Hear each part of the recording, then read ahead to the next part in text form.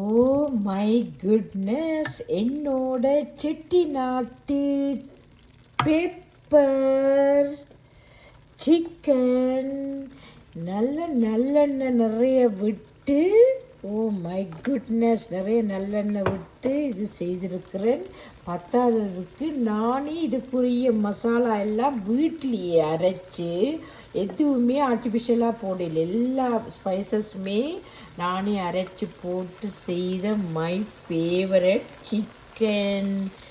O my goodness, oh my goodness! இதுக்கு ஒரு சுடு சோறும், நல்ல ஒரு மிளகு ரசம், தக்காளி மிளகு ரசமும், ஒரு முட்டை அவியலும், கேரட் சம்பலும் இருந்துச்சுண்டா, oh my goodness, oh my goodness! சொல்லி வேலை இல்லை. Almost done my pepper chicken gravy.